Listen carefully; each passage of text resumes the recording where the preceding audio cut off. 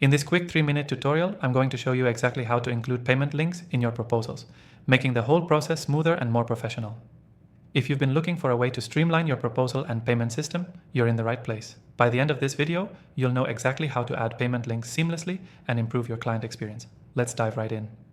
The first thing you want to do is choose the right software for generating payment links. I've tried out a few of the most popular options, but I'm going to recommend one that's perfect for adding payment links directly to your proposals. The best part? You can get an exclusive free trial to follow along with this tutorial. Just check the link in the description below.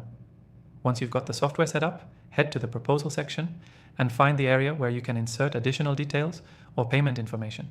This is usually near the end, after the terms or contract details. Look for an option that says Add Payment Link or Insert Payment Details.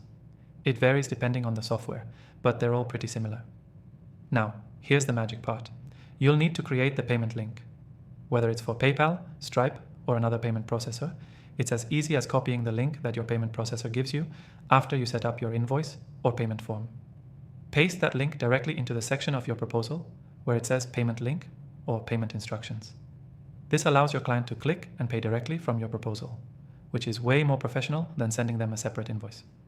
You'll also want to make sure you're customizing the link's appearance so it matches your proposal's branding. A lot of payment processors allow you to add custom branding, such as your company logo, which gives the whole thing a more polished look. If the software you're using has this option, don't skip it. Once your link is added, double-check everything. Make sure the link is functional and test it by clicking on it yourself to ensure it redirects to the correct payment page. This is key to avoiding any mistakes during your client's payment process. Lastly, send the proposal off. If you followed these steps, your client will get a seamless experience and you'll be able to collect payments more easily. So, what's the key takeaway from this video? You should include payment links in your proposals to make payments as easy and seamless as possible for your clients. This improves professionalism, saves time, and can even help with faster payments. Make sure you use software that supports this feature and always test the link before sending your proposal out. To recap, choose the right software, insert the payment link directly in the proposal, customize it to match your branding, and always test it. And don't forget to take advantage of the exclusive free trial link in the description below. That's the software we used in this tutorial, and it's the perfect tool to help you streamline your payment process. Thanks for watching, and I'll see you in the next video.